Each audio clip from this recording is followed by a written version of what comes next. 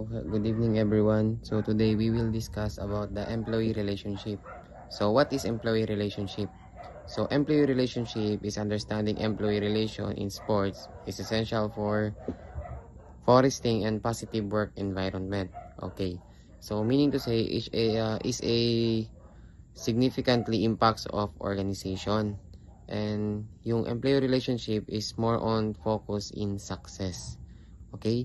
And di-discuss niya din yung mga concept, including nandyan yung communication and respect.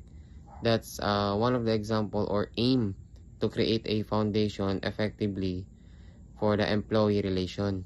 Then, syempre, para makuha natin yung mga benefits, both individual and the sports organization as a whole. Okay? So, next is the core concept of employee relation.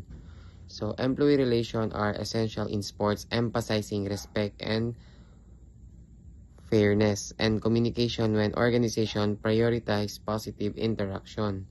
So, meaning to say, is the core concept of employee relation is a psychological contract to represent an unwritten expectation between employees and employers, while organizational justice focus on fairness and treatment.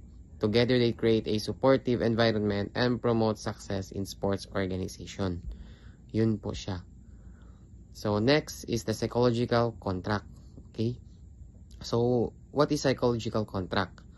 Psychological contract represent a unwritten expectation, gaya ng sinabi ko kanina, employees and employers. So, shaping workplace dynamics in the mutual influencing motivation, job, satisfaction, and satisfaction, job, and overall organizational culture in sports. So, let's say for example, a coach, di ba? A coach maybe expect the players to exhibit habit. Then, while yung mga players din anticipate and support development from their coach to highlight the significance of these implicit agreements. So, yun po siya. So, good morning, sir. Good morning, classmate. My topic is all about employee involvement. So, what is employee involvement? So, employee involvement is a crucial in sports organization as an empower staff to share ideas and participate in decision-making process. Allowing the team member to contribute can lead to improved fan experience, operational efficiency, and more engaged workforce that feels valued and heard. So as we say, employee involvement, it is empowered to share an idea and participate and contribute can lead to improve the fun experiences. So encouraging the employee input foster a culture of collaboration and innovation, ultimately benefiting the organization and its stakeholders. Engaged employees are more likely to advocate for positive changes, enhancing overall organization performance. Communication. Employee involvement start with internal communication. Employee can only be involved in the organization if they are kept informed. So communication is very important in sports organization kasi it's all start in in internal communication kasi dito sa internal communication we communicate each employee or as we want to organize an sports organization. Ang target natin dito yung mga athletes or yung mga different sports team kasi we want to communicate din if fit ba sa kanila yung mga or kung marami ba talagang gustong sumali doon sa organization na gagawin natin, like yung event nila. Yun. Effective communication where our intended message i-received and understood. Yun na nga. So dapat yung yung communication natin is more likely na nakakaintindihan, or yung message is clear and understood to deliver.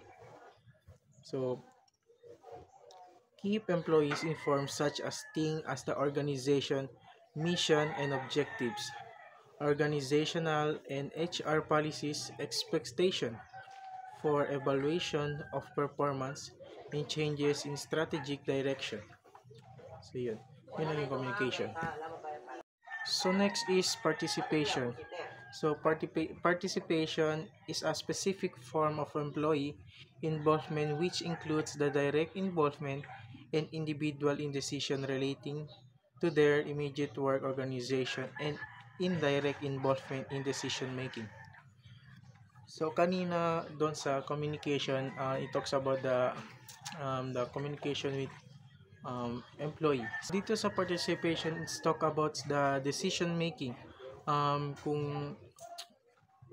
Kung sino ba talaga yung mga ang gustong sumali dito sa sports organization na gagawin natin. So sa direct involvement, employees direct influence decision about their specific job or work unit for immediate team.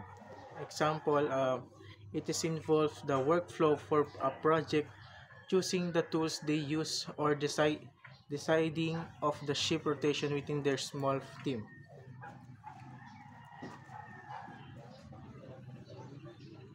So the goal here is to increase immediate job satisfaction, ownership, and efficient on the ground level.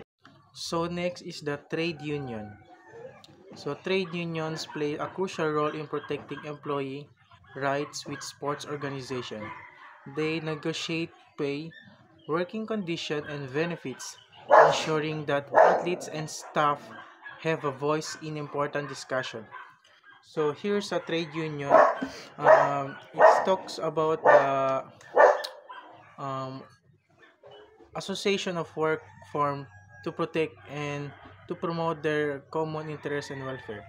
So they are the organization whose membership consists mainly of workers. So here they're collecting the voice for its member to maintain or improve their condition of employment. So yun yung trade union. So by uniting employees, trade union foster a sense of solidarity, empowering individuals to collectively address work issues and advocate for their interests effectively.